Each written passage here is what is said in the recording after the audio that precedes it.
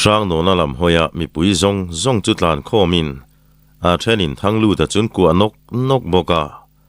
lal chung lian a meu po sang no na churon nain an soi mi sang parol fa pa sang no na chi lo ni ngei mai I than po zau tu re ngalo ni an la soi ur lo ma zo ka ni hi le tu na zong reng nam pum pui poron thok se lau chan tur kan nei talove tian pom ka nolin a mela chuna lom ve tak ani ti chiang maya sang no na po chunglam hoi chuan an phun sapin lalnu chong tin le ri kianga chuan lom thu soile thlapa mi puinan bor nuai kara chuan a havarul tha mai chu langin anui ta var mai a mu piang mai chu tunge hanei moi jok ti mel tak hiana mel to hamoi thlan chuana nei se ti mol mai chu angai tu ana omani thisen mai ni lo nunna luang liam fel chi ti por se chang to lovin arwai pui chuan kil tamup mupa vomale vura po sarun khelian le to boka hei hi thlinga tam tha tinan nui le huo to mai sang no na hoi vel in ti mel thata lu tu ke ro chu ron lina chuan an melin angei thlungang ni turani sang ten an tingota an kil pui nula te chu an dir char mai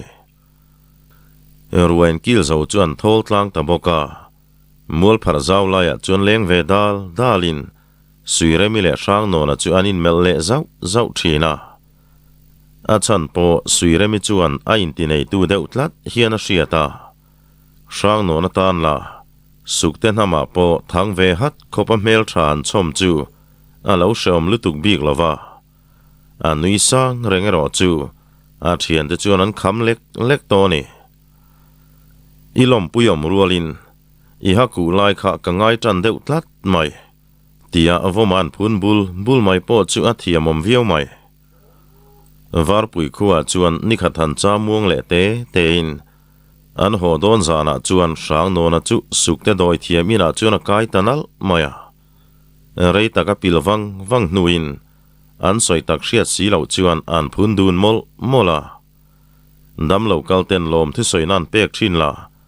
pakhat man lak sak du lo mai ni lovin lal chung lian a chuan sang no na hnena lung moi dang lam deuh mai hi ala pe zo ka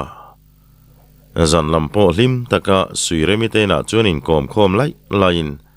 zan lai ara khuan thleng mai chuan an menga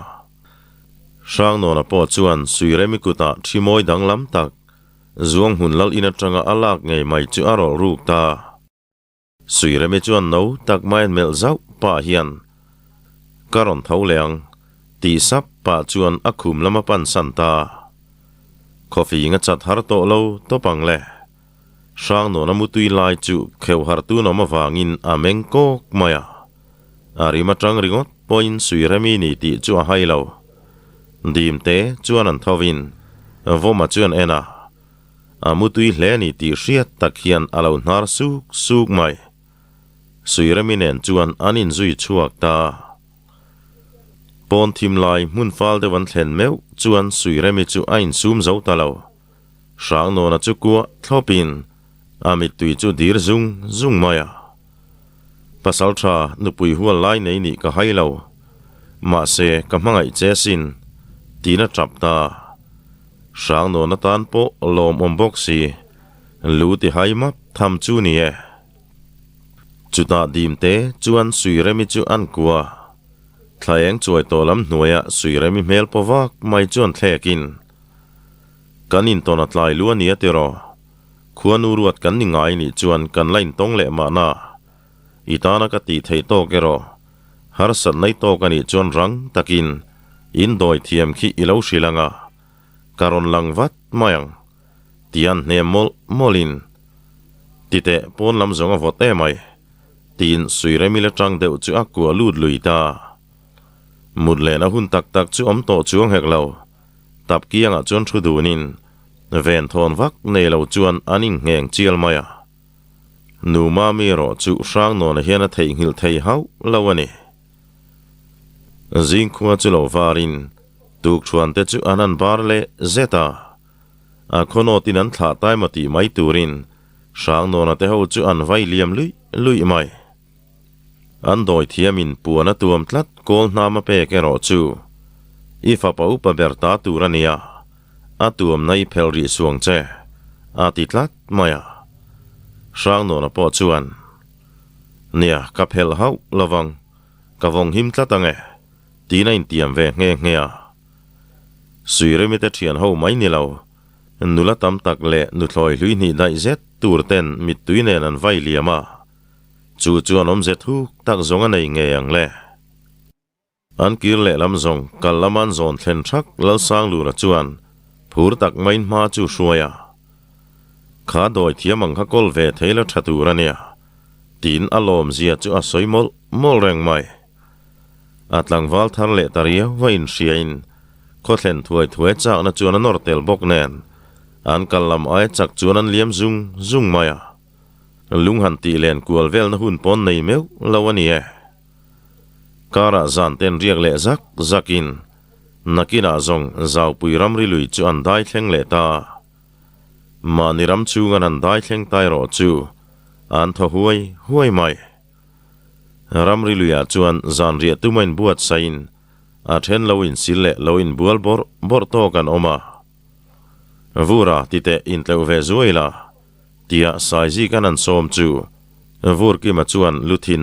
nar pa hian in sil chu in ti hu palaol alo ti hluk maya ka hu hlau dange ti chu athunona an mangzui ta ni atu khowar vele chuan chuak lein niliam trep to vom mana ke zung pui tia vel or ala ome tia chuan kot chua chuan chuang chuak ta sang no na chuan dir han phel molin a mui chu tuam ta mak mai a thian ten enga tinge an ti chuan khai ka hamoi takan hu phut chuan in lalpa dam le ai ma hian loma hlo le dona khoi kher ta kan tum le mo nianga ka then reng pe to lo an ti muk mai chu ko e churi hok mai suiremi ni mai chua ron ti khavin kong tluan in sum ho ten sang no na chu an ka ron ta in van mol mai tak nupui hual nei lai sang fel fam ki makani hi baka fanuang bakin ka en love ani point nu trang bakin min enin ka shelo an ti chu akiang amuthin vomale vur ki ma chu an nui takur maya an ni chon mel le shokin kaka kaang vengeo an ti zau maya chuta le kong tluan angoi ngar ho chu anin puan ta kot chua chuan an rita hel mai ni lal sang lu rapo mitui tla phung chuan an nui ve a chutia kot chua lama thoman nei ta ka chuan a hok da zual te chuan ron bin an lalpa berdam thalutuk tak mai lo ding zu mai an mu chuan rang takin then khat chu anon tlan hnaya then khat chu lalmu lam hoya tlan bokin an rik tak le lua zong voma chuan khoi nge kan lalpa dam na hladau hi kan chamange atile tamau mai kei chue dam lo shuain sukte khua kakaye kal chan chue sang lu ra kal the haku po abota han ti wangin silai puak thom chu tharem rem takani reilo te a chuan khomi pui chun ron chim ta hem maya lalnu le fa te poron tlanin lal sang lu ra anu pui fanau ten an mua adam chian zia lan tirna na an kar full vel chu pui takani ringot ma ai ham kar full hi poimo venia tun ma chon kar full thei shim ka chu lau om tura kan ngai top mai ni adam chian zia lan tirna na an kar full vel chu pui takani pui tak lalmualam hoin oil chow mupin sang no na ber chuan muya tuam tlat mai chu makan ti dewa anila chu a hoi mi tak mak mai box sinen atu ma chuan an zot ngam silo lalmual chuang kaya lal sang luran adam tak dan ten soi chu mi puilam chu lo minan lori hul maya chuta lal chuan aban han phar lein thildang lo mania tin sang no na dir chu an po phel sak ta le mi puilam chuan e dual mai e khai aku to lo ni o tin an kiang mi a mu ve te chuan in ril sup mai sang no na la chu a havaru lang tha mai le atluka hamoi om to lo tur top pholanga mi puilaman hoi kual vel chu nula ho chu an tliak nop mai thidang tu lo in soi har nok to kan oma thole khata chun ron bor luin sang no na ha chu hale mani le ni lo fia tumin an khoi chin du tlat mai peka sang no na point a lau thon thil chu atong le ta a then chu nu le ta thak mai ni zan rian an bar te chu party ni te chong moi te ho chuan sang no na chu anan en thina oi karil rui ti ha yang boxi lo ini tho boxi email che to boxi lo wa a buai thla zo kani an ti le ngot mai thina sang no na la chu nui deuh sangin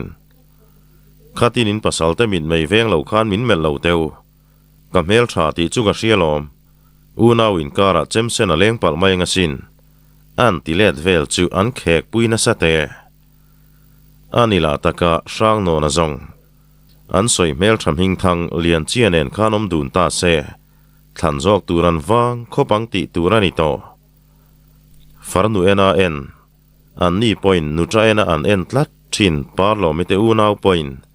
tuna chuan an en ning thei meu lawania an u lo ni kher chu point ti vong to ni zan lampo chu hlim taka mang liamin zolbuk tuala nula le tlangwal te chu an chuak khoma zai te vorin an su dual mai tlema kumlama u deuh to te chuan han thirin wanglai nun ngain an bianga chuan mi tuya luang zoya an ko pui chan to ten an mangai te mit thla mu bokin chu zan chuan an wanglai huna a hruai kir chiang te nikatan cham ha dam le nu chuan sang no na te nei na mang tura amalama khuwa kai le tura in thlain an liam ta an thian li te maya zin kong an zole ta chu a kho har thla kan ti nge ni ngoi reng chuan an in zui mop to maya chuti lai chuan sakituai hian kongron kan zawin ngoi reng le chemap lawan an thir liam chu sai ji ga pek chuan avazoi thei ngai vele an ti sup mai zong an pom tlang ani an nui var hlom maya khiang lim nuai bela thun mun remin vai bel chu an la chuak ta sapa vur ki ma chuan ke zong ti hian kalo ngai tua sang a berin palai tir fel then to mai sinen kan ngai zong ve te nen kan thlen hun chu palai po chop de rum mai ka du ni mani ai naw zok te point min nei khal le don chu nia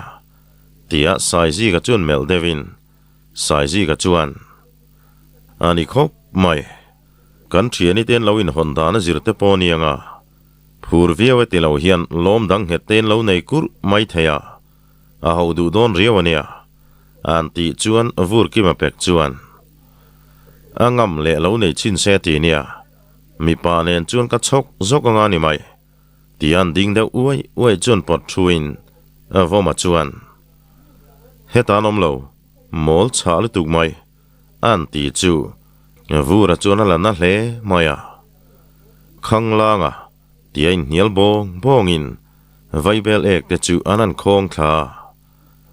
lungrual tak chuan kalchun rem vele mai boka khoi khuwa ber nge kan tin zon tak tia voma zo na chu sai ji ka chuan rangzet thian lo changin ele tuidul khuwa lo khonge kan pan chuan anga an ti chuan vura chuan ban phar meu hian lalfa pa ka thlope aron ti chu an boruwa ka zang le hle to ni kapar moi ka mudon tren tia avur ki ma pen tur mai chu sang no na chuan a ria lo tok tur vel hian angu ma phir ti lai sheve der silova an ti zau chuan sai ji ka le voma chuan nui na samaya avur ki ma chuan hoile tin engtin moi ti engtin mo ron tin ngot che chuan a tinan shil du silo anila chu angai thalo tual maya hoi hau mai bok si nen khai lompa tiang mel pu kha chuan par moi ma in lan hlek suang che se chal ha cheu ki riang lu tukania an ti chu vura mel ne lain me kher boka ngokhok rum khop chuan an thele ta kara zan in riale meu chuan an tumram tuidul khuwa chu koen that line an lut man ngei don ti an chiang ta sang no na chuan tho hokin keizong kan lalnu kha kanu ni don ti na ni ta ama zonga lalpa ka ti thin kha ka pa ti ngai tonga ka ha trim de uriau mai ngoi te usai kamak pai ni thei dai mai an ti chu ani don take tian nui kurin sing nun hi cho avan chuk chau mai tak em tin avomala chu ain la pui thu chau le tran to beliang mun hun vela chuan khothlir tlang chu an chuang kai ta rala tang chuan khuan thlir wangin mani sing tunu te khuwa zong ngai chu ana thina ni an pasal thakol tela wei thala man ni ve to sang no na chuan han tibal balin vai bel pak tal chungin ngoi rengin khuwa chu an thira khoi nge lalfa pa ni na nen lut le thor mai teng ole tin kal chu an siam le ta karlawa chuan kot chua chuang kain anan ding muang le dek chu sang no na chuan wei ka beng cheriam ni mei cherol vin kan riat lat chu le an ti chuan ke chueng ma ka hre lo ania an lo ti sapa ani chuan ka beng cheri mai niang khoi nge tia man ruai that ta ka zong an thian pa chuan a hre sual lo ani ti an hre thiam ngala an silai te chuan en dik sapin khomi pui then khat lo da hiang ten sang no na ten an mu chu voma te chu anan mel le ri thina sang no na bok chuan enin sang no na ninge chuan an ria ma se aha ku tami lo mai chuan ti boi de hlomani ba ka mel chu thavio mai sia a thian te la chuan langai reng bok si malam panan kalai chuan sang no na chu ding chatin khai kanu oni tina kal ta pok maya lalmuala chuan chim ngam che silovin mi pui chuan an lo bial thap maya piro mani sang no na nu ngai mai chuan ka soi non leang eng anga kholian le ro pui po ni ula ka fanu du lo chung chu nu pui ta nin nei don chuang lo min vau ve khang langa ka fanu hi ro hlu le in kholen zo na mangan nei lui chi ni lawania ati lai chuan an nung lama lalpa chu lo dom lai lain ka fanu thawang hau ngam lo mi hring ka ni love ka tlangwal ten an ngam lo cheu po ni mai the ma se ke hian ka ngam chewani tin chem sen nen chuan aloin lek phek na samaya chuta zong tlangwal te chuan an thuam chuin an hual ta tu mai in ngam chuan miron bo chin ula keima ni chau kan ni love minen ta cheu kan kim to hau lo hi mo tin lalmuala khualwalan hual zinga mi pakhat chuan aw lava kan chunga eng po han ti vai teu he khuwa hi meiwa pa changani mai thazai dor po pom du lo kholaka hian kan tlom don lo saizik min no lamo kanai don tho che ni hetiang khuwa ui hum zat lek ati lai chuan sang no na chuan voma uvur usai an zinga pakhat chuam hlalo topang lo zong teu lalmual chu ka kuta da mai teu an ti zui zata in nial na hun chuam to lo rang taka voma te ho po chuan chet lain an pil fel mek ti chuan lalnu ro mani bok chu ain sum zo ta lawani i huai sal hle mai mo tunge kani ka hrilang che pasal tha sang no na nu kani hi a hring tu nu nge in ngam phot chuan khopuar ho churon thok mol teu lamkal ka tir ve ngalang ka fapa mai ni lo zo tui wal ten ron lang ngala ni mai han ti sein chu thu zet chuan khopuar lampo a hoi phok tir ve dewani ma se relo te a chuan sang no na ka hlau tu rai nga em ni pasal tha haku lau tura shin kan ni lo ve an ni ron thlen main he khuai meiwa pa chang manang tuna hian ka ma ron ding se ka ti te reng nen tia khopur pasal tha nui kar lai chuan fa pa fel le tha hi chuan nu mang ang aw rol hi a sherang viau thina ni thiana i duang nge chuan i ma ka ron ding do ne tin asira tang chuan oron chuak ta sang no na dik tak ni si haku to mia si lo mel thawang mai chu asilai lek chung chuan aron pen na ya khopur mi te mai ni lo lalnu le lalpa po chu mak tin an hoi hai ni sang no na chu ni nge mai sia ma se khoya nge haku khaom ta sang no na nu po chu mak tin a meng on mai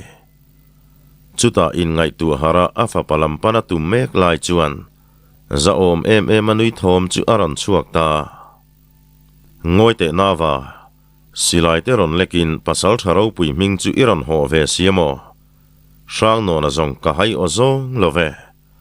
in mel chu leile van ang lawani ai nga po chu ni se silai te pong lek mai tura ni ngai lo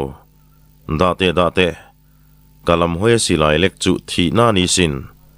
tin lalfa pa chuan oron nei ta sang no na chuan nui sakin ka silai na tin to hi chuan thi cho kania ati le lai chuan an chak ti la an nunglam dewani jok ma ome chulama tang chuan natur te thom hi aron chuak ta khopur lam mi te chuan an mel arang na samai voma churon aulau lavin lompa hetilam chugan ching fele silai ka chuwe te ti ve khanglanga aron ti lunga sang no na chuan nui sakin kanu kapa lokiang teu ka faranu nei lui tum tu chu keiman khumpui kan kai puyange sang no na mel ma khuwa hi ding chuak anom ngai lo tia silai chu khon bol min kuta han pein hey nangkha ka minglam mevin min ma chon chak thu khai soi ni lom ni nge nia min be ron du zo kem tin khopur lal fa pa le ache koi mi panga zet mai chu alulak chem ne na chauta khai a thei bik lo tia sai ji ka le vur ki mate chu ron tlan duain an hnunga chuan avom manan ami man pa chu ron rom chonok nok boka chuta le khopur lam ten chin bian da achan se zo ka kan tang don ani chuan itlan vat don nia anti an thian pa chu nar thi zoi chungin avom mana chuan ron rom nok mai sia chumin han mu chu an sate sang no na la chu sang no na tak takanin ring si lo pasal tha ok thanga chuan mi pa takin le tin sang no na chu chempui ne na pan ta midangin rol na chi chu ni to lo pasal tha ve te chu mit khap ei lawain melton chungin anin ve ta riau maya tuna chuan mi ming ho mi vau za mi chin thin chu kan ti top to don ani tia ok thanga chuan dok zokin aran porang na meu mai sang no na chemina fu pha lo to vela chuan dingin sang no na chem vai thon chu alo chang ani ma se enge thlengta ring deuh mai nui vak thom lo chuakin ave nge chuana cheder du lutuk mai tin sang no na chuan ron bo ta a chem zang lama ron vai chu pasal tha ke kani intive tan zong anangai khop mai kha keima sang no na haku dam ta kani ngai tia chem zang lam chuan vai popin ok thanga chu a tol lo theilo ami bei pa chu arang lutukani khopur lal fa pa le ache koi te chuan hoi buai tran ta sang no na takani chuan ring deuh to ni chuta sang no nan ding le dat chu ok thanga chuan thokan la khal pa hian an ena chem zang lam manga sang no na khon sakna a khel ton chu anatluk to mai sia aru chu a ke ni te hian a sia ma se nati o mero chuan om du bik lo han tho hokin ka ne lo che ni ka be mi ni lo ve tin a chem chu the son ta a ngonga do tangot mai ha ne pathi kher hi tul ka tilo an ti bul le muk chuan sang no na chu nui ta sang no nan min be lo tu lu ka la ngai lo ve milu zong ikum ai tam ka la to kanu engein buaina bul han ti da in piro manin an buaina bulan soi chuan sang no na chu nui sak mai khopuar lal fa pa chuan anin ti chuan nei lui tral itum ti na em ni kan lal fa pa sai ji ka lom nu nia sin nge akua le khua ngain dawin thang zok tinan nai cher mai zong vur ki ma choron nai ruakin sangnon kiangte keman kalo be ve to teng ka chem hian thi sen ngai to nia aron ti ta ka zong sangnon ani chuan ring hlel to hau lova chuta le sai ji ke choron pen pokin sangnon chuan enang he hoa khoi nge haku khaom tak enge thilom zia hi aron ti chu a cha nan hre chak hlom te fang far tui kan tong fu hlau lom le ngoi te haku lam chu nakina tin khopur lal fa pa te chu an nai le an ni lam zong an vatlom chiang to tak em tikhan he khuai chua san nal nal ula in silai te in la du ve te ni ngai chuan pakhat hi sial pangai nin tlan theang in lalpa ngei kha aron kal tel turani ka bedue ninga hunin nei an ti le chuan khopur lam chu bu ngatin in buai nei mei chia wang ni lo se chu damin ka chu hau lawang cheu he khota na poi hol zong en che ni vai zongin sang no na tak in muang in khua mei wa pa ka chan tir bokang ka fel lai takin tonga in van nei ni kha an ti chuan khopur lam po chuan a ha chu mu nom thlir hian an lo thira chuta rang taka in herin he khopoi hol zong hian kan che to lawange tinan in tiam mola parol fa pa sang no na zong an ngam lo dewani khopur lam mi ten liam fel ta ti chuan sang no na te chuan bor tu le bo tun nga lutuk ma sang no na ha bok chu an buai pui le ber to maya sai ji ki le par moi poron nain an mela chuan an limani ti hi a hriat ngoi mai an nui vel dana chuan an rin om hle ani ti po chianga vura le sai po chuan nuaman ti te vomma nai ro chu a sir dewa chuan lo omin nui deuh suk chung hian a lo thleka a ve ngei cheu hian a ka ngai zong nu chuin kiang om se in zak chemang chu tin a lo phun lung oi ve a lalpa la chu alom na samai sang no na khan ka paron titlat mai sia mi puilam chu tinin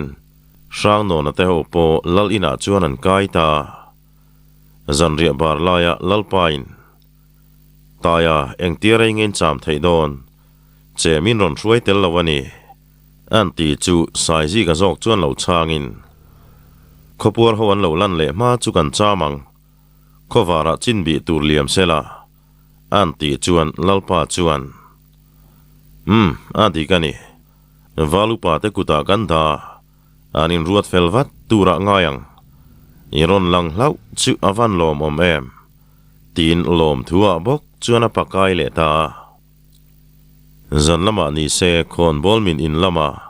tu min mai ma veng lo chuan an kaya in kom khom dialin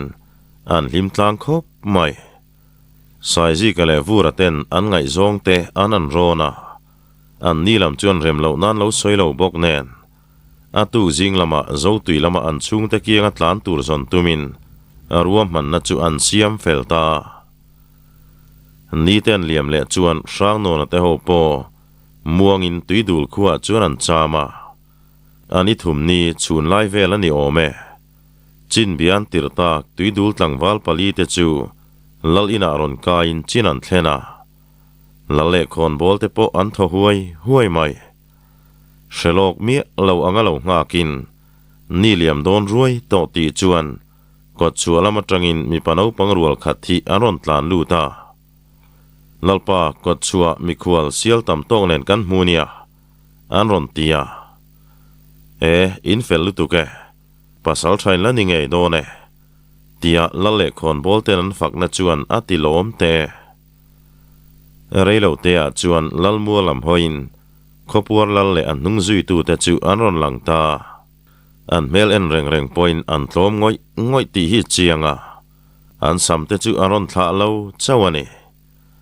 sang no na te ho po lo kim thapin khopuar lal le an nung zui tu te chu an tha in ngai dam dil na chau lo chu soi tu ran nei lova an bo ruak pon nuam ta phian mai zan te riak muangin sang no na zong tui du lal fa pa ni chu an chiang ta boka in rem na sawi tan hial an soi kai ta kan fa te event sen an harani e lalan ni mo hi anin ti zok ta mai thina faduat chi ka lo ni kher nen pasal tha an laka zangai nen lo lan tira wangin alom om tak zetani tia ko khat lal mevin thu phan choi ta ka chuan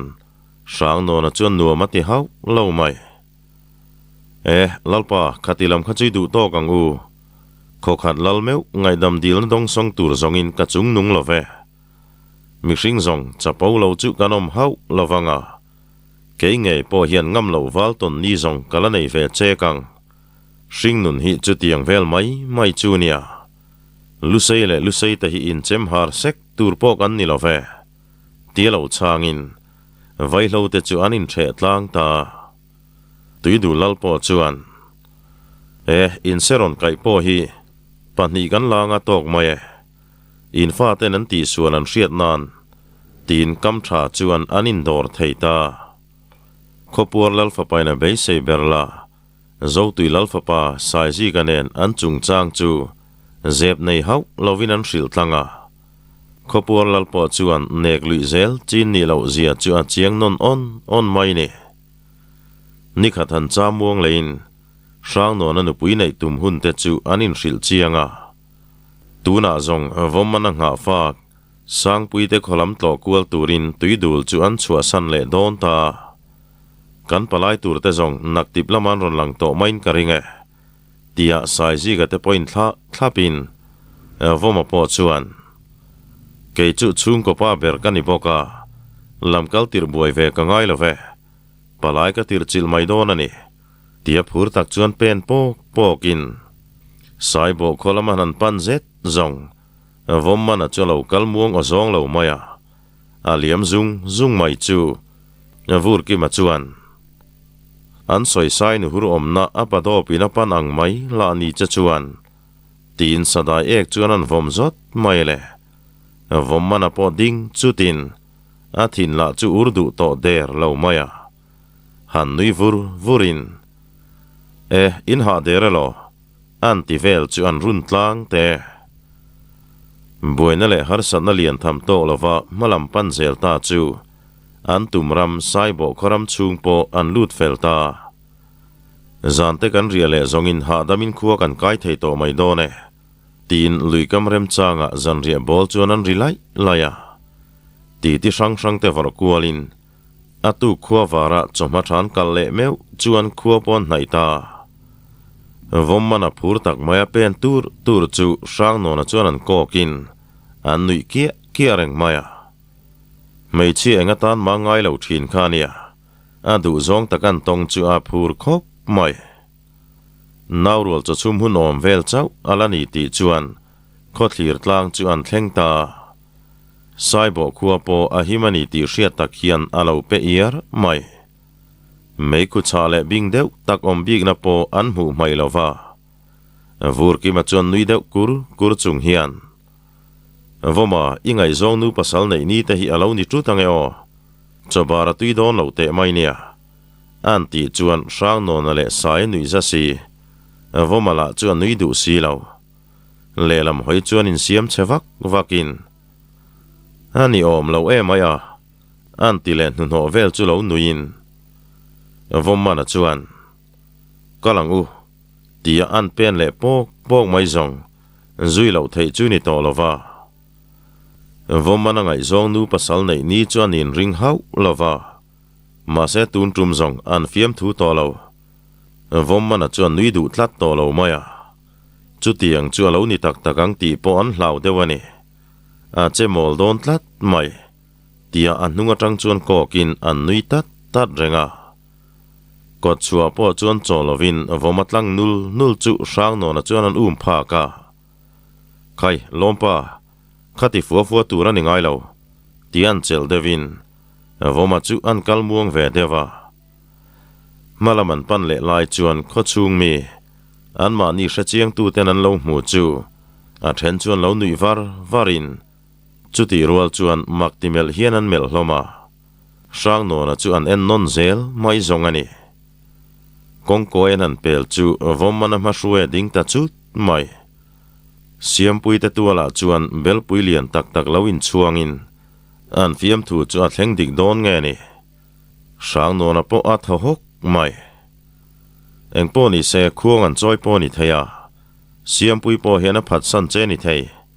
a cheber thleng thei nia in thunu nang che amanila pelova chuti anga hau ngot thei ni lawnia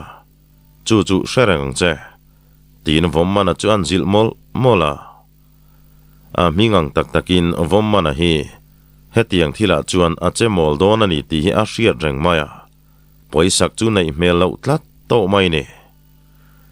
siamoi te tuala fatu ten sang no na ten mu chu an nui mel le makti mel phena lau thon ru nan nei ti hriat tak mai hian an mel chu atlan chedeu tlat maya sang no na chuan ama nai ber tu chuan hui na in eng ruai ngain siam hi an ti tonga chu pa chun hoi zakin chang lo ngam hek lo le kan khon bolu pa fa pa le siam pui te in nei na ruai cho turani e ati tamaya vur ki ma chu akun tangai mai a thian pa fiam na chu a thleng ta tak sia vo ma chuan room ngutin chet lak mai tum chu sang no na chuan lo chela voma in sumro an ti sapa chumin hu chuan a ku than beng thakin e khai me chari nom na thu tiam chuan fur khat em po dai lawani mo koi nge kan thlenin nula ten ni vea lom puina thu ta point hlan ve ngu miang tia van vadak meu chuan an nuin a mel le mit meng chu aron in thak ta khatia siam pui pasal nei tu roi buat sai mek an ni anan ria kha vomam helan en chuan athin lunga khoi tlat mai akut chu atikak le tha to maya thisen chu tur chuan in pe at mai ni siam pui pasali nei don ani mo alo mom hle mai a khoi nge fur khat po dai lo mangai na der hlan thiam mei chia chu kalom zong takeni tina au ta leng maya vur ki male sai ten an nai chuan kiang ro sang no na kong tu manan dal ngai lo parol dar nun ngai fa pa kani hi mei chari nom lo ten em tu kani tian hoival valin mei chari nom lo pakata wanga sheom tin reng tuar to tu hian mei chari nom lo ka huat dan chu pui takani tina rol chuan rin le sava in chung lam mai ni lo chulai mual le avelami zong tan chuan haider chi ni hek lo le avoma zok chu a hoi haya tanga kanau ka shualen le ka lompa ni bok vomana phatsan tu in karon kai done ka kong dalin tu ma lo om su tia rolan chuale chu nai chi ni talo kai tren chun rap datin sum hunan dailu te reng chu a mel en angani to lova in chu apum hin loi mai in chung khat thapalo om thenom nai te chu kongka tanga an mel kual mai zong lei kalama chun an chuak sap maya chuta le puan thar ne na lo in tuam lau le khur chunga lo mel top tu siam pui chu an pan naya anila chu hoi chuang ngam si lo siam pui minente an ti thot mai zong siam pui chu aron trap chuak ta hok maya chu vele siam moi chuan pasal tha kanau hi adu thu renga pasal nei tura ni lawasin tia trap chungin alai zon nu chu aron ku ave ngala sang no na chuan siamoi kalsonte siampui mengla min enro han tile shokin siampui po aron dak chuak ta pasal tha ka hre thiam lo ka du boxi lo tel lovin ka nung thei bok si lo ka mu lo chuan ka buai vek zela voma idu chuan min that mai ro ka hmangai che sin ma se oi kanu tina trap le ta zoi maya voma ron nai don lai chuan usai apasal tur chulawan bi teu siam pui hi pa ngai tlat lawani nor lui ang tlat mai tia sang no na chuan a oram tak chuan chuale in chulai in le che vel chu themeng mai hian a re tlok mai ni sang no na berin chem sen lek chuak to miau maya tu ma nai ngamanom to lo vomala ni se makti mel puin thin ur mel po pulova a kong bo hoi vel mai ni sang no na ni se a hoi fi mak mai sia vomana zok chona luthing nurin an thohoka lompa tian nain min fia tumna ni thei mai lo mo tin sang no na bengbula chuan awa phun suwa sang no na chu ain ring man lo anui chuak hok mai vom lulian le tin amit meng po chu aron pa ngai le ta dewa siamoi lo thun hai te siam puyom dan hi an soi chiang te le an ti ta ka zong siam moi po ron nain amak lutuk che mi hi dam lo na mak tak mai na tlak buaka kan bol pu po en kol na sato dam lo kan tu po an tam na ro e ma se zi omlam hi pan thei tlat lo maya ni liam zelin mak deuh main kan khon bolu pa pulue fa pa belian aron len to hi chuan ana te hi zi om tlat hian a ria a kho sig le chau te hi are duak mai thina lim tak hian a ti ve thei thin a ma tanga thian anga in kom nel takan ni nen kadam nai ni deuh ber hi tin a fiam thina ma se hunan kal le deuh chuan belian aron lan lo hlek hian a buai zui tlat zel maya belian a berin ka kianga om hi thae tin palai ron tir ta an ti chuan sang no na chuan makati hle mai anan ngoi dek chuan pasal tha min lo ngai thale lok teu ti thoma ron chuak ta sang no na ten olo chuan alaman hoi chu thom lian angai mai kha lo ni thom lian enge ni ta le tin sang no na chuan nel om tak hian alo bia ke thu ve hi zong tu manan beng khon ngai lova ama tang to khan ka ring hlel to ni siam pui hi belian hian a ke hnia ka re pani lo point zo lai di mangani ka ring karin dan chuan a ke hnia khi are pani ka ring bera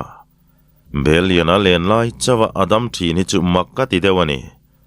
kan valu pa te kianga po ka shila ma se ngoi mai ro thu boi lian taki or mai turania voi khan ma soi to su tin min khap mak mai sia upalue rap chung vele mo khoi lai mo hi chuan chu tiang chu a om ka ring ka soi suala ni chuan thi sak po ka ngame he tiang ang thil hi katana mi khwalova aron tita char maya kantana mi nok sak berani thin te po hian lutnan lo nei le thin sang no na po chuan ke hniak rep chung chang an soi chu alo hre ve thin to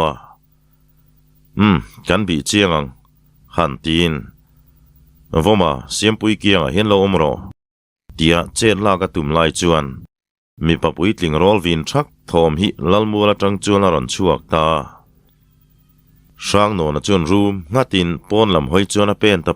po ka lalmua lam hoi chuan chak zeta ko chovin a kong dal ngam chunom lo he khuwa hian tungen ni an hra chiang lutu upalue tuala saizi ka le vur kima thindur mai sen putreu chungalo ding ko lain an chem chun humrun maya silai zongan lek em love upalue mai ni lo an chung khan leina hnai te chu an kot kaya dingin an mel te la tro ho turang mai hi nia upalue chuan arol vin thak khilo chuain eng angalal fa pa po ni la ka inani ka in chunga idu duatal karem ti love siam pui chuan in thian pa ni lovin ka fa pa thlang toa enge soi tu lawma a lo tia ke manin chunga chuan ti tur ka nei ni ti pa chuan sang no na chuan a chemaron vai thuak mai zong chem lakan himna tur chuan an dar ngal huk maya ka kong lo dal su ka thil du ka zong don ka mu lo chuan tia luan thing narin a pen tlang pop maya sai ji ga tenga zaidam le zoldo takami dor chi chu ani velova a kong tur tok chu ton ko ne khop mai vom mana poron thleng ve in beliana chu an pan chuta khoya mai kal son don lawania tina din chil run mai sia beliana tan chuan chen la ngam na chi ni to lo thom liana poron bai thleng ve in chung lam chu aron pana usai lo nai teu tian hu in chunga chuan an lu ta arab velan an dap chu engman mu mai lo thom liana chuan uvur min kau ke chuan te ditip vel hi kan dapange han tin chuta zong upaluai nu pui fanau te mela chuan lau thon naron langta upaluai chuan in mu to lo nu enge moin la bei sei fo le aron tin enge kan zoni shiani mo tin sang no na chuan lo nam le dor maya upaluai chu akun talap mai lalpa ber poron lu toin an du le rin hel chu zong te se pasal tra he thila hian a thiam lo zok in ni chuan ka ngoi mai don lo ania aron ti vea sang no na chuan an pan hai pokin he in ni ka hal nga lo thi hlau lo tura min ngaim ni ka thi ruala thi turin tam rol vin ka ngai thei lo hun lai takani tia mai si deuh tho chuan lo enin khokhat lal meu po za na nei lawan melta chu a thin urna chu asang ve hle ti chiang mai chu ti lai chuan thom lian a chuan nui deuh sang chung hian ditip lo ko lai deuh chu a zen ta puana thil fun hi ron phorin hei hi ni don hi tina ron lek langa muang chang chuan an phelin vut rep ro dip dap mai chu an meta pon lama chuan an bai chu pui sai sain lalpa lo en ro tinan the dar ta chu ti lai chuan bo tu nei tlat reng siam pui chu a tho hok mai oi ka tha kadam ta tina u chu chela siam moi chuan nau chu kai lokin lalmua lam chu aron pan pui ta zui tu la an nga na roe siam pui chuan belian chu mel ding nalin belian ka thian tha ka chiar chea nang hian min lo thu hnuai reng ani mo nang nei ai chuan e len tar po ka thlang zo ke aron ti ta piap mai ama po khan achung ril chu min thei thlot lova ma se belian a tel lo ka chuan anatlat mai sia tuna zong azalen ta chuti lai chuan upakuala chuan tho hokin inu hne na iman tur ka hlan vek tonia alo ti chuan vom manari ta phut mai aman turani karulang che karul e mang che hetiang khote nom lutuka hian siam pui te hi omzui karem ti tolo ka hruai ngal don siam pui mana chuan eng zat ngei pek an tia aro lu la phorman lo ti chuan lal churon pen na in upalue zok choron beng hoi ta sok mai he thil hi ishiat puani ti phareng reng su tin lalpa berthin uru chu atong po tong chuak lei thelo a soi tur nga si soi chuak thei si lo chu han aw vakin upalue chu abo thal top maya arek ang ta chop mai chu ta zong belian te u naw le an lai chin te chuan an pa ber chu an ron chan ta an lo thawang hau ngam chu an lo tam na samai sia kut long chuan an in nuai ta lom le vom mana chuan siam pui chun pomson nolin chu tiang bokin vura po chuan siam moi chu alo pomson boka sang no nai ro chu ring takan khekin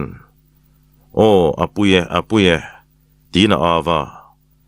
lalfa teron tlan thleng chu kha pa kha tia an khoi tur chu lo ko muin nuamawan ti mai tak upaluayan lalaron le thal chu sang no na chuan rang takawa kuai thal le ngalin lalpa tangro ikut ka hum ru la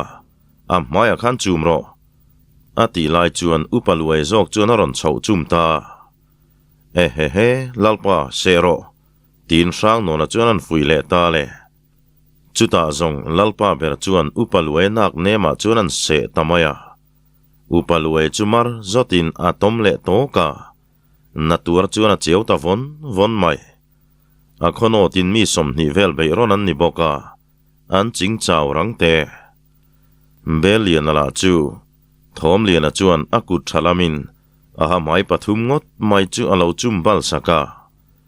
chet la thei ni se belian a chuan thom lian a chu athat ngal du ngeyang le upalue zong afa pa chet lak dan kongeng kim a hriat pui mai ni lovin aruam man pui kha nia afa pa in siam pui du luata afa pa mangai na chuan amita ti dela lalpa berla podeu thual le thur huang chungaron ding chuakin upalue na chumna a hmuila chu ko deuh bok sia a hnam chom mel pheng phung si nen nui lo chu har takani lalnu le lalfanu te phei chu an nui in su man sentra trana luaya hetiang thiltenom lutuk hi eng tian ti thei pa fa nge moi ni le tia lalkam chuaka chuan aril runat nine phum tel tlat mai eng tiang anga in chung chang e rel nge ni don ka shelove ati lai chuan khon bol min churon naya tuna tanak an ti thelian ber chu lalpa siam pui kharon nai sela he pa hi neila du fanani chuan soitur kan neilo ni maya kan khual pasal tha te ponan soi boi theilowang aron ti ta ka chuan lalpo hanin beng dai devin siam pui ka fanu ati rual chuan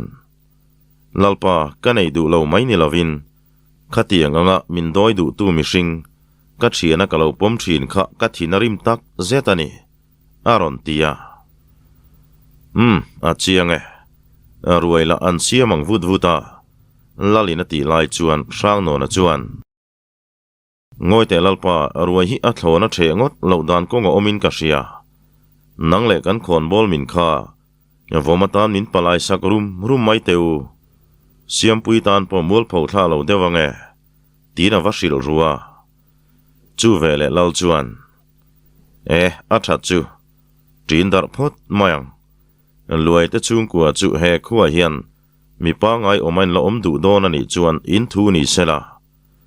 kha chen karo rel min trom pui to thina wang chawa zangai na lan tir kani a khol kham zong chu nom to reng su he khuwa in chua san du ni point in thu ni ro se tien her makin lal ina chuan sang no na tenen an lut ta sang no na rot nang chuan lal le khon bol min mai ba ka thom lian ate chuan palai na chu an thok ta siam pui nu tan po lo tran ngai na chu om to lo ente pitluai ifanu na sataka aming chiat thei kong thai bo na rem chang dang hi I mule toin karing lo chu mai ba ka anin du ton ziala tlang hriatania tia khon bolin an nor ta ka le lal ina meu loilu tura ruam man nan siam ta ka chuan siam pui nu polo min an min ne boka aman thu hla ni se sang no na te pathumin kan thian pa nu pui man tur chu tin lalfanu man za zet mai an hlan boka ruai pui mang chuan chu zuin upaluai te ho chung kolam tan la khuom vereng na chi chu ani to si lo ruai puyan kil don haya chuan anin phur chuak ta lu ka an bu le baltero chu an hulama an la ka an kal sanani belian a point anu pui nei na ruai sa chu han thlek vungin aru lian tak pakhat sang no nan pe kan tumero chu ala lo chiang te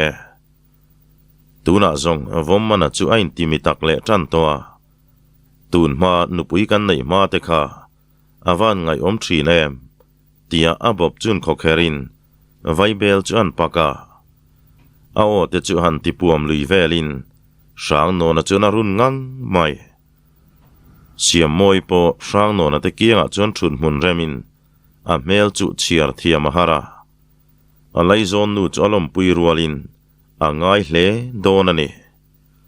ami pamangai ton chun la chuan a farnu en tlat mai sia a mangai zia thula a mei chia zo kania tilan chu adu bik silo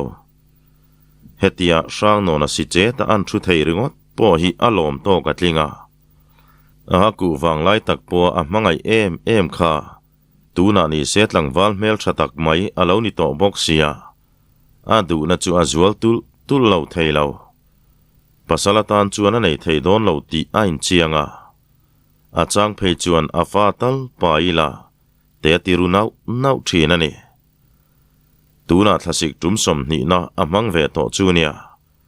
hunalia manga adu zong tak ton ni po ala her chu ve ma na loi that zan po an tu mang chuan an che thei ta lo lal ina siam pui chu loi lu tarup mai sia ti buai lei thei pon ni lo ani zan lai ar khuan nulama lalpa phei chu mutui to voma chuan vapan na in awa kheu hara a thlan te chu atla deuh hluam mai le ngal lalpo churon har lolin aka chuan an hup deuh chuta keima vomana han ti suin enge ni ta tia lal chu tho chu mai an tumin angai lo tho ngai lo lom thuran soi tum kania kalom tak zetani lom hem tak kani sang no na te ka zu kai tho vele lo ka nge lom thu soi ka ba kadin mun han nom zia hi tin zolbu lampan chu tum tamaya arang taka lau chuan lo chelin a tu lo hetiang hi lom thu soi na chi po ni ngai lo vamule ro tinan nam noka ngoi te mule mai thei chi po ka ni lo ka thlanin min bual hu vek mai sia kanom ha dam dewange an ti le chu lalnu ber po ain sum zo talawa pon pui tlang se chuan dir ngatin an pa chu angok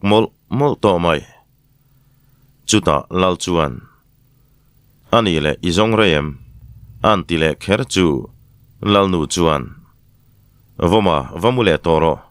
tinaron nam tanok noka chu zan zet zong lalnu pa te chu an mu meu lawani an nui har kholo zo vek to maya kan voma zet thi zong an au pan nalang le ta ni siam pui la alanau pang boxia eng tin tak kho sang mo tia in chung lam chu melin nak tu jing te po nga ve mai o mania tin avoma te pani mun na lam chu anan hoi thina an nui chu reng mai nin ni an cha muan le chung po chuan avoma te pani chu zun ram thia le choi vela anon tho chuak ti lo chu an mudeu tlat maya angai na tak pon hrelo ama voma lain bulu chu lai ni hi tin zak map lo chuan an nui sung reng mai sia vamule phot mai teu tin sang no na te ho po an ner nai mai ni kholam pan zain re le ta ka zong siam puyan ruai ngal ngot mai chu ama siam pui tan tak po atlom thak deuh nen mo ruai arang theng berakal le turain tiamin siam moi chuan sang no na hena ron kal tel leng cheo email ka mu ringot po hian ka thla muang ania tin hriat thiam thei tur si soitang rong si lo chuan a ti ta nge sang no na po chuan te reng mai in lama har san na lian tak te ka to ka ni ngot lo zongin ron tel vele nge chu ka tu mange tina lo changa ko chua tang chuan in vai liam lau lavin koi ni koi thu man kal man tro o me ngoi teu a dik thei lo ka ki le zok mayang min hre thiam mai teu ka ngai ngam thei ngang lo ani kholama kan thang hlanin siam pui chunga thil thleng the tam lu tu ba ka kalung hi leng mani ka tel lovin kong lain threvek to iron lan le hun kalo ngak mai nge tia avoma chuin her vutin a kir le tanul maya chuta zong sang no na te po chuan zatak mai nui chungan thlirin sang no na chu ain sum thei ta lo i sui lung chaw leng lo dewani khale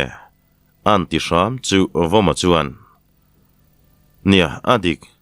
aman ka pe vek to thowa mak pachung khung devin reilo te ni mai tinaron outlet lung mai sia evur ki ma chuan avan buai thla ke o a le lama chuan a om vei fu mai sia an ti chu sai ji ga chuan a pom pui khop mai sang no na chuan vô mà rong reng liền kan chan ang mai khan kan la chan ve don chu ni hi kha khuwa khan an ma mo na samai sia kan hek don riu mai tiru ikal mai ngu tin ma chu a hruai zui ta ni ten liam chuan kara zan ten riak zak zakin pakhat om lo po chu a hriat du la taka voma kha an bo ruak ti zang tu berani nen an ngoi thap reng maya atira kha chuan aron le mai kha an ring dewa ma se voma zong a thian te chu a to lo na samai siam pui te na chuan an kai thurin lamang ka lo le tai kanu pui kal san hi ka thei thlot lo ani ka pi zon du tak min lo thra thiam mai neng chu an ti lu chu le siam pui la alo oi dar mai boka siam moi te nu fa chu in melin an ni po an nui ve top mai ni lal ina te chuan an kai kualin karon le mai nia ati lu lung reng maya rin ang ngein lal po chuan a khuain beng bel tur chuan alo som ta chat mai ram huala ka siamang che fathang ka ol bok che nga tina som thiam na samai sia vommana zia chuan enin opo ngal mai rin te lu nen lalpa ngoi te hetiang thulian thama chuan sang no na tel lo zongin thutlung na ka siam thei lo ve ani kha ka thian ania ka u po ni boka a thu ni te se imi som nai ro chu alo mom ka tin ka za hle mai che karon pem ta ni poin ram hual le fathang ol ti vel kha chu ka du chuang lo ania tin fel fai tak chuan alo changa anuna chuan sang no na chu anda poimo thiam tlat mai chuti lai chuan sang no na te ho po ram palai le nga zan thum ngot an ria nu chuan an khoram lui chuan thleng le ta hadam takan mong te hungin vai bel an paktal tala mani ngai tu na chuan kom tlang ni mo an ngoi ran maya nakina zong sai ji ka chuan kan palai tur te po hi nan thok to che kanga an tluang tura ngayang aron ti chuak ta buka vur ki ma chuan nia an tluang tura ngayang voma zong kan tlai pui te viau mai sia khang mi tenom ho khan tenom takin che tan la le lo tura ngai la khatiang te shepan pui nei lo tum reng mai ama po khan nu ma ti mon le ken niak rep chop ngai nu pui zong ka du zong ani lo top mai kan mi ma sa te hian thil mak pui an lo mu chuaka thang thar te hi kan fingwar chho viau mo kan in ti lai hian an fin hi kong tam taka chuan kan phak lo dewani kan lo nei dan te khua kan bo dan te mấy kan an chem thei ringot mai te hi tin angai tu na chu an soi kaya sang no na chuan ania sin keipo ko ngai tu thina ti hian huna kal zelanga fin na le thiam na po asang chho zel don ti chianga ma se ahun lai mil zel hian fin na po hi asang ve zel chu ni kan fin na santa ka wanga mi masa te mu niam ngot thi kan ti lo turania an fin na kha alo thu ka sin thlangan tla ka tangkhan an chu teu kan hriam tam tak nei dan te hi amak zo kania tinan soi tui ta viau maya anau pang bernisi thil hlui lo hrelutuk mai chu sai ji ga te chuan makan ti zo ka ti hian keini po kan huna liamanga khovel po athan zel karinga classic tam takaliam huna zong kan chan chin te hi ma fakana zia kanga tlan hlua la chiar tir mai theini an ti chuan sai ji ga te pani chuan nuina chang po hi an hrelo zo ka an thiana chu an ngai sang tak zet mai muanga zan hun te mang liamin sang no na po adan pa ngai te in ahar ma bera chuan atang le ta meite nuna vai beran an paktal tal lai chuan ral la fe maya sai kiu thom hi an hreta chu thil chuan a benga ver zar mai ding chuak meu chuan a beng chuan do non lea sai kiu thom nge ni man mo taka chu chum chuan siamin thom po dim lem lo arin le be se ang nge in avur ki male sai ji ka po anon tho chuak ta e khai nu ma mi mu hlan kan ngak lel deuh to chu ni mo kan thom kan tin a riau mai tin a ron nui hak haka sang no na po chuan hlim taka lo chonin han che thuai teu khai sai thom ka hriania a lo ti chu sai ji ka nui hok mai a oi lo dewani ma se sang no na mel chu a uang bok si lo iti tak em ni an ti chuan ti tak e kan tlang walai kan ka nun ber tur po ni theya kan ming ki ma ka kan tum don nia an ti chu an phur mai te e khai tiaman mo takain siam sokin an phur tama ma deuh nge ni sai ji ka chuan sang no na cha chuan kai chu apal thlupal ta sang no na phun cha lu tuk le sai ji ka in thlasung mel mol mai chu vur ki matan chuan nui lo harani le lam hoi chuan a thutung ut maya poi zonga hian a poi ber mai o me an lo ti dur chuan sang no na po zalo zet chuan a nui ta sai ji phur thak ang mai om ze nei lo hian za chung te su an ti shama sai ji ka po nui sukin a poi khop mai ti chung zelin i chuan belle mai ngo zangwa chuan an tia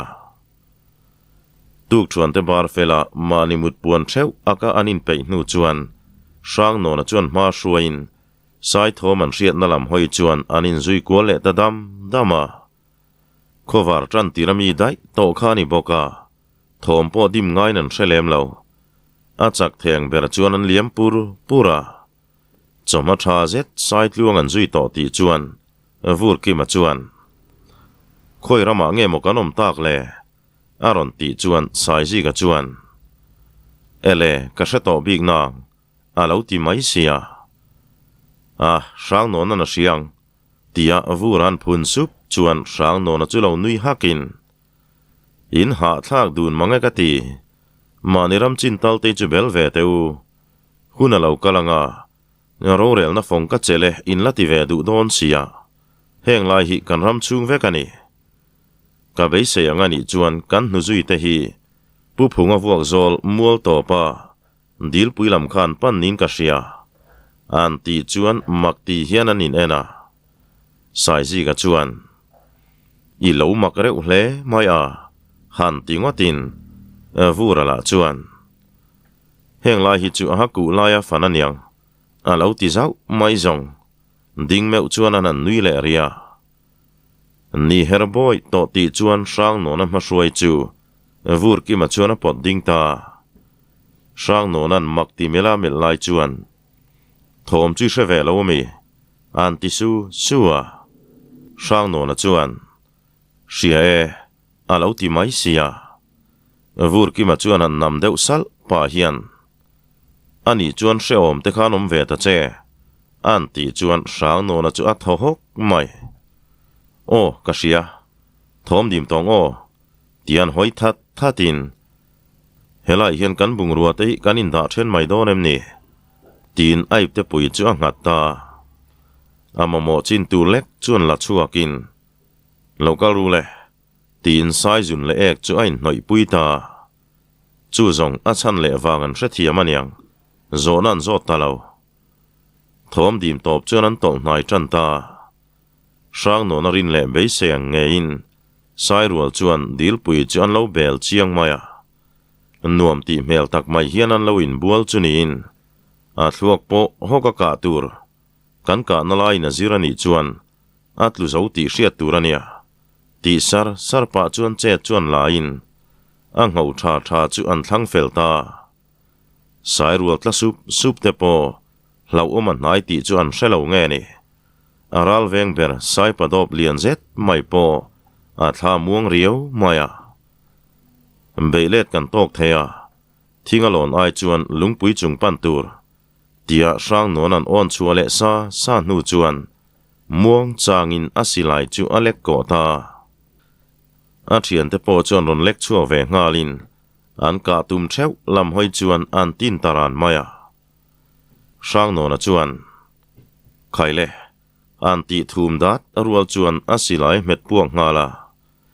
sai chal ngau sei zet mai in bual lai chu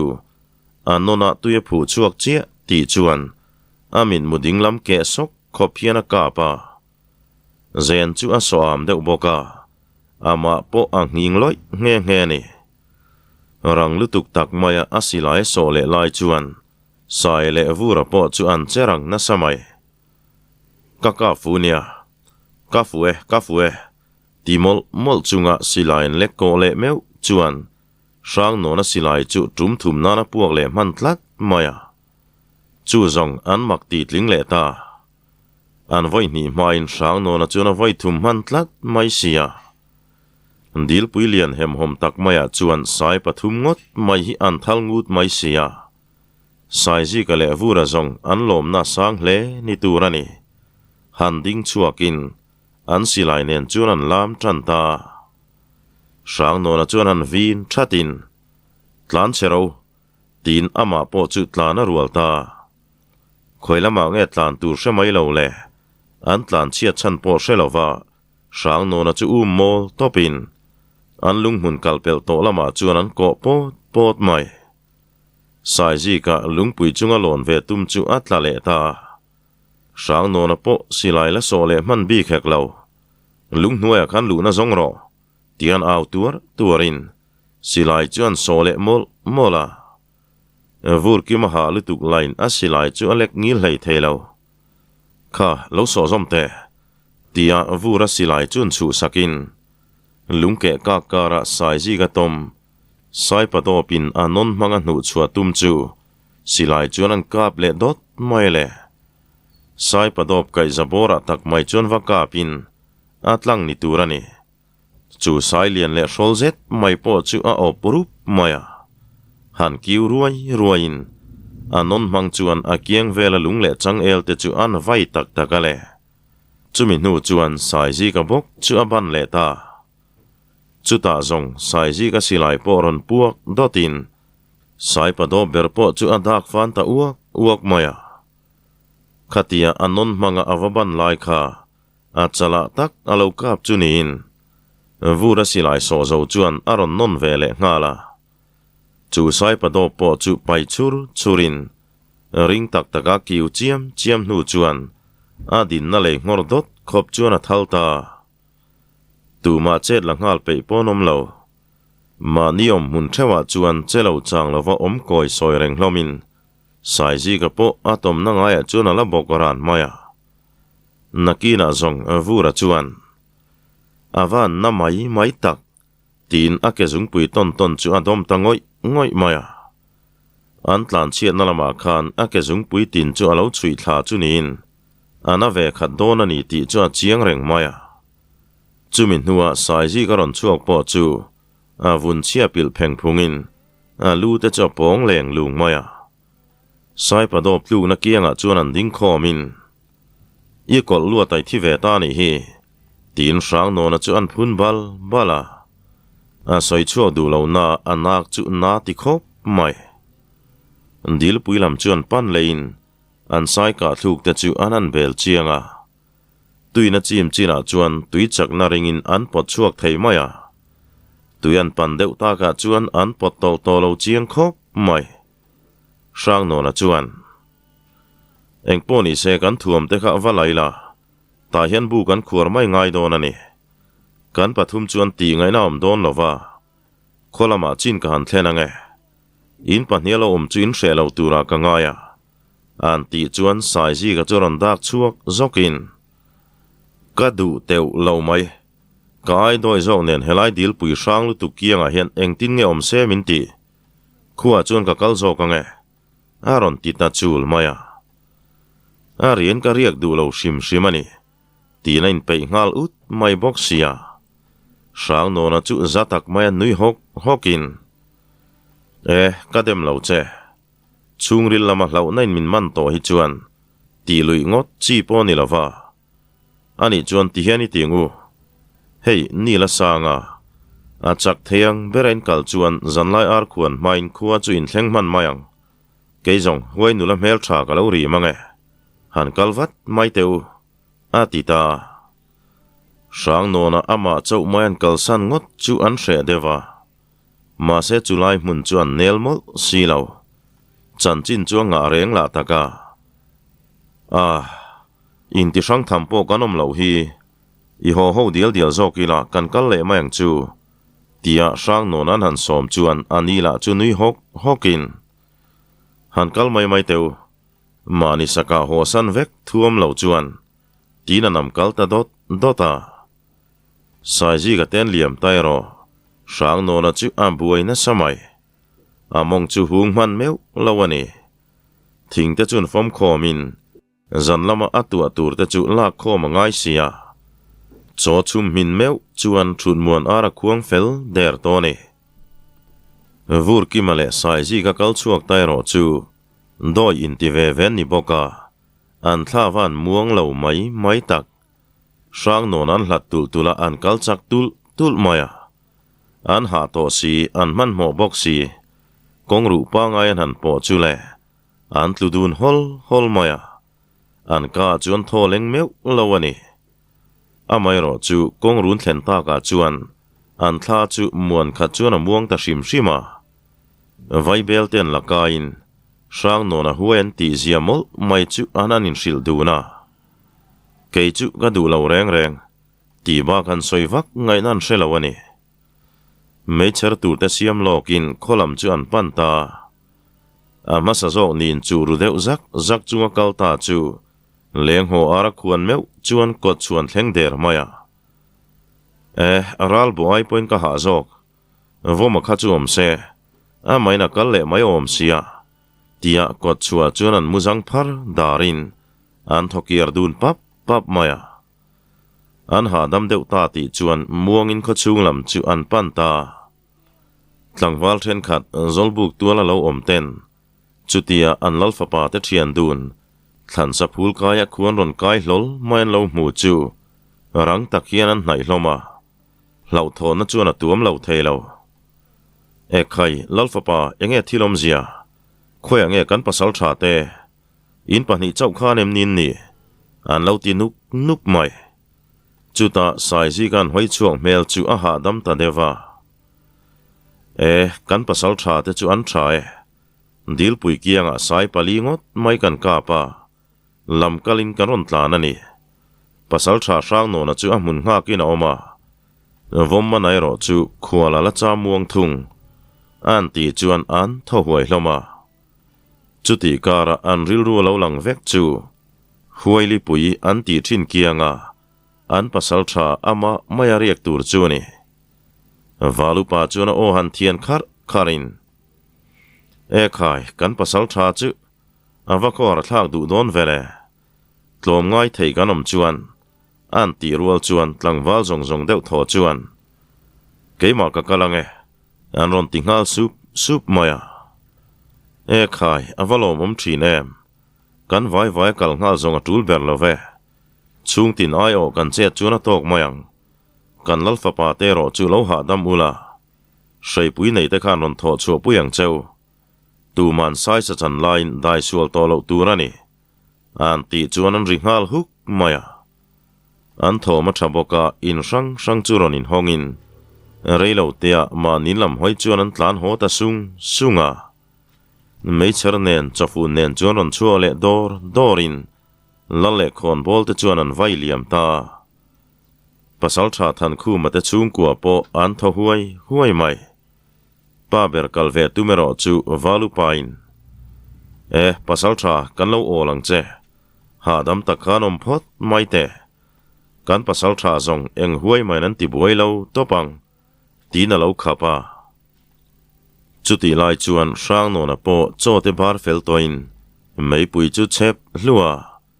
thinglian tok ta chu mu tel vutin zana rei tiala an soyang takin thom po anata viau mai doi zep deuh tan chuan zun phep thlau thot na tham hi ani towa chu mai ni lovin an sai padop ka la kha sapui pakhat thiana ron hela chu thilwa fi angat tu sang no na chu han nui varin idu tok ei tu romang puarta khan lo ei phot mai te ati ta hlava ai seng don chuang lo ani ti chu a chiang bok ani kholama omse leng ho ara khuang don hnai tawng tia chuan thomak sak pui chu amut san ta zan re tila khofing cha lai vel te chuan thom chu ana zuala ma se an room thai ber sang no na mumang chu ati boi phak lo nge ni amutui em maya kola la eng lo deu arala chuan kuk rai thomoron omta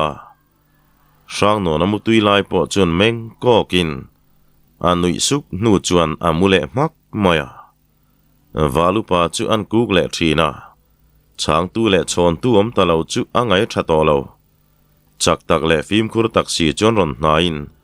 aku pon ku ngam to lova mei pui che na kiang an han bi chu pasal tha sang no na ngei mai chu puan hlap sina mu fel at mai chu an muta ahime amutui khop mai tia sang no na ti har hlau takan nai lai chuan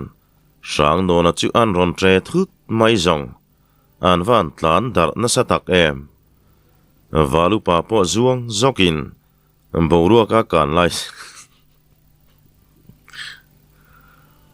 a thing thei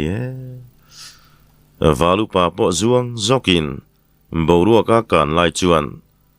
mol lian alaron tivak mai le ngala le thlen rual chuan a tum mak mai ni